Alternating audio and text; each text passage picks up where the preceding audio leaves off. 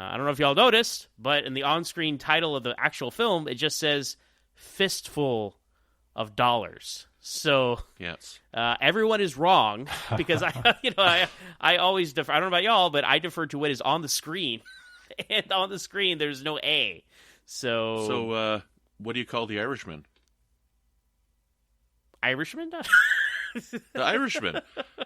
Because Mike Schindler has been like tweeting about this all over Facebook and everything. It's not called The Irishman in the movie. It's called I Heard You Paint Houses on screen. Oh. Well, we have a live, die, repeat, Edge of Tomorrow situation going on. All right? I'm just saying it's interesting how these things happen. So now Clint Eastwood was long down the list. I'm not editing that out. I'm keeping that in. That's fine. Clint Eastwood was long down the list of to play the man with no name, a.k.a. Joe. So Henry Fonda was considered, but Sergio Leone offered the role to James Coburn, but he proved to be too expensive.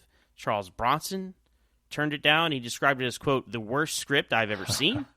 This is Charles Bronson, who went on to star in 4 Death Wish movies, I believe. Yeah. And another Sergio Leone movie as well.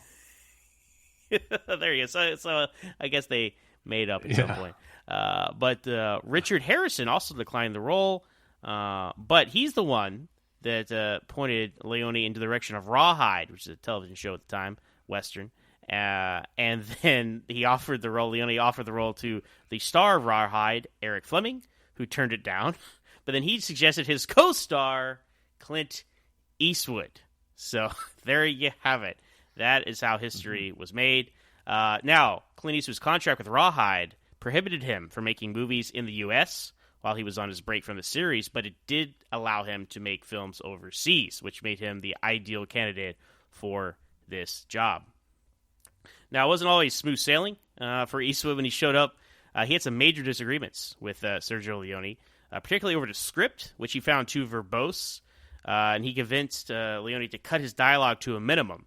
And once they kind of got into that groove together, they worked a lot more productively together. And that's interesting because it's very similar to Kurosawa and how he worked on Yojimbo with the man's name who's escaping me right now. But Mifune. Yeah. Toshiro Mifune. Him and Kurosawa did the same thing with just cutting dialogue, making it more mysterious and more about, the presence and not so much the dialogue for that character. Now, Eastwood, when he started working on the film, he was struck by how little the Italian crew and the writers knew about the American West. One example was they had them wearing coonskin caps like Davy Crockett, like frontiersmen and trappers, and that's like the early 1800s, not the late 1800s. So he had to tell them hey, it's cowboy hats and stuff. It's so funny that something got lost in the translation over there. There was a huge language barrier on the set. Clint Eastwood, he basically communicated with Sergio Leone and the Italian crew through a stuntman, Benito Stefanelli, and he acted as an unofficial interpreter for the production, so he was working double duty there.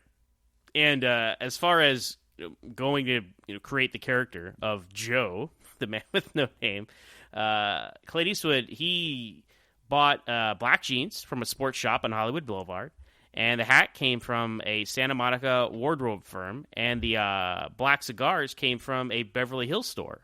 And Eastwood cut the cigars into 3 pieces to make them shorter, to kind of give them more a visual distinction. He was a non-smoker, but he found smoking the cigars for the role kind of got him into the kind of the mindset of to be the man with no name. And then as far as the boots went, he actually wore the same boots he did on the show Rawhide. So Clint Eastwood 100% responsible for the look of the man with no name. And costume designed by Clint Eastwood. Yeah, and there were no replacement props either. So Clint Eastwood took his costume home every night to make sure that it was still there for him to wear the next day. It's funny, you look at movies today, and there's just closets of here are the 17 Superman costumes we used throughout the whole movie. And this is Clint Eastwood. Yeah. He's just taking this home. They didn't really clean it or wash it the whole time. They did repair some bullet holes at the end on his poncho, which we'll see in the next film. And Clint Eastwood, his trademark squint, everybody does the Clint Eastwood impression. They're like, they squint their eyes and that kind of thing. That was caused by the combination of, the sun being out there in the desert, but also the high wattage arc lamps they used on the set to replicate the sun. And there's a lot of shots, especially in this first film here, where you can see, like, they're clearly running out of daylight, but they're like, well, we need to make it look like the shot from earlier. And you can kind of see it's not natural light, but they're blowing a huge light in their face. And that helped Clint Eastwood quote unquote Clint Eastwood develop his signature scowl. And all the footage was shot silently. There was no audio recorded on the set, wow. which is an interesting approach, because you think about it, when you're recording audio, that's a whole nother challenge, right? You got to figure out, like, all right, I'm going to hide this microphone here, got to have a boom mic there. When you're not worried about audio, you can pretty much do anything with the camera and not worry about it. So Clint Eastwood, he didn't add his voice to the soundtrack until 1967, when the movie was premiered to U.S. release. Now, he did come back and do his own voice, but a lot of other people did not, and they were dubbed over by other actors. And that is something we can talk about here as we get into the film. But a couple of last bits of trivia. As we've already mentioned, Man with No Name, he's called Joe in the movie's dialogue, and also he's credited as Joe in the closing credits. And finally, Ennio Morricone, right? He was not credited as himself. And so did you guys notice that in the opening credits? He's credited as Dan Savio. I didn't know. I looked that up, actually. I'm watching. I'm like, no. I'm like, Ennio Morricone did the music on this. And I looked up, like, no, for whatever reason, he used a pseudonym for this. And most of his score was composed before the movie was shot, which is, unique and very unorthodox. And Sergio Leone, he loved it so much that he would frequently let scenes run longer in the final edit, just so the music could play out fully. So he was very big fan of the score. And then finally, my only frame of reference for these movies, other than the normal pop culture stuff, was Back to the Future 2 and Back to the Future 3. When Martin McFly, he sees this film being played in Back to the Future 2, and that's how he ends up surviving his shootout at the spoilers for that trilogy at the end of Back to the Future Part 3, when he's facing down Mad Dog Tannen in Hill Valley there in the 1800s. So there you go. There's your trivia. There could be much more, but there's your flyover for A Fistful of Dollars. Yeah, that's interesting that you mentioned about the audio. Like, it is kind of surprising when you sit and think about it that they didn't record any audio. But it when you think back on the movie, yeah, you can clearly tell. Like, I don't know, like, I kind of have an ear for dubbing, right? And, I'm starting to pick up an ear for audio quality. Maybe it's because of editing podcasts and stuff. And I noticed something, like, when I watched Lost with Aubrey recently, like, the stuff that's on the beach, like, there's processed for that audio, but it sounds like they actually recorded it on the beach in Lost. And in this, you can hear, like, this, it sounds like dubbed, and it does sound like Italian movies of the era.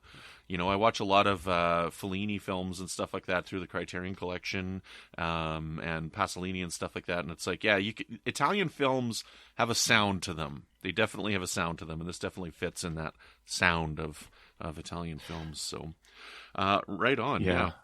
So does that bother y'all? Like, does it noticeably take you out of the movie for that to happen? Not for me, no. Okay. No, I don't think so either. I'm a big horror fan. I watch a lot of 70s Italian horror. They have a wonderful kind of flair with that kind of stuff.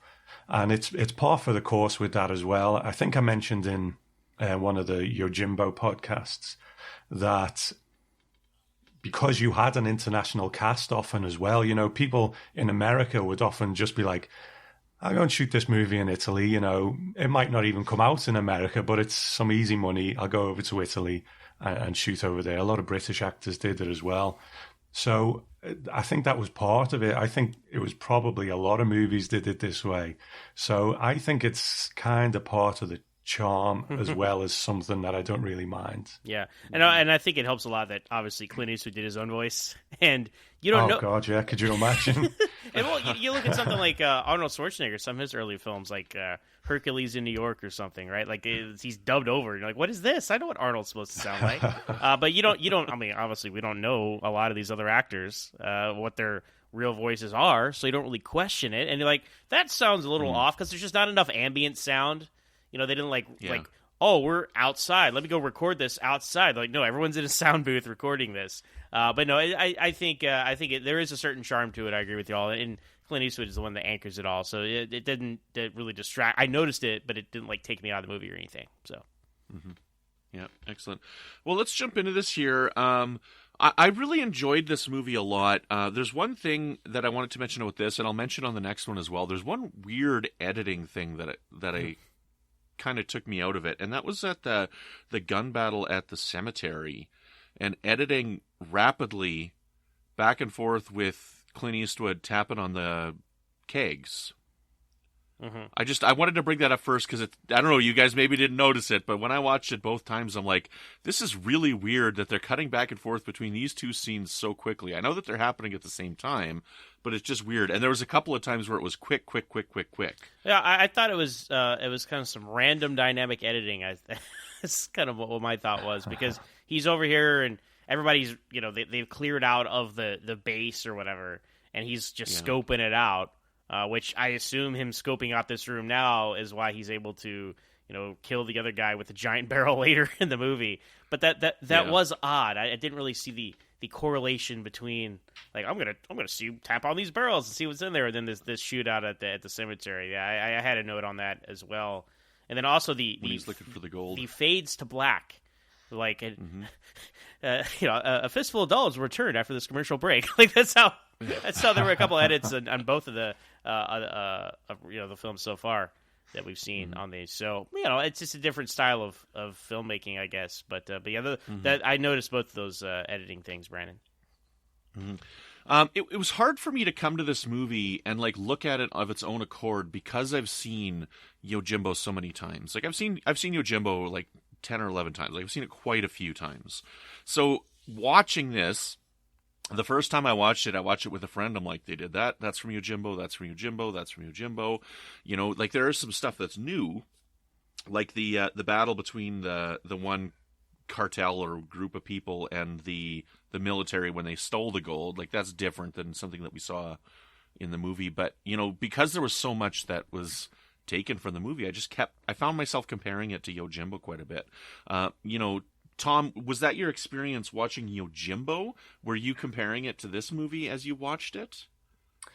Not so much, but it was like you were saying this time round, you know, where I was comparing this to Yojimbo. I'll kind of lay my cards out a little bit here because this is my least favorite of the trilogy, the Leone trilogy, and seeing Yojimbo was a bit of an eye-opener because in Yojimbo there's a lot of characters and a lot of things going on, but I think apart from a bit near the end where I mentioned, you know, when they were swapping prisoners and I was starting to think, what's going on here? I think Yojimbo does a really good job of just laying all that out, you know, and it's really clear to follow. And maybe it's just me and my, attention deficit, old age or something, but I find A Fistful of Dollars, I find it a bit muddled and not quite as clear as Yojimbo. So seeing the two in pretty close proximity to each other, I think Yojimbo is the much better movie. And this one, I do find it a bit of a muddle, but I was comparing them more like you were, Brandon, rather than the other way around. Mm-hmm. Yeah. Zach? Yeah, I felt the same way. I think muddled is a good way to say, Tom, because like it does. There's efficiency in Yojimbo and Sanjuro that really isn't present in this one, I think. And I will say that I didn't feel like it was a complete beat for beat remake until the third act, and I was like, oh, well, this is every last beat is exactly the same. The first, I think, 2/3, I was like, okay, this is similar, like inspired by, like you can get away with it, but definitely the third act is just like, yes, let's just remake the third act of Yojimbo down to every single story beat. But I will say one subplot that I feel worked better here than in Yojimbo was the one with the family and the kid, and how Joe saves them, you know? I don't know. I just got more feels out of this particular family situation because we just kind of seen more and got more insight into just being told about it in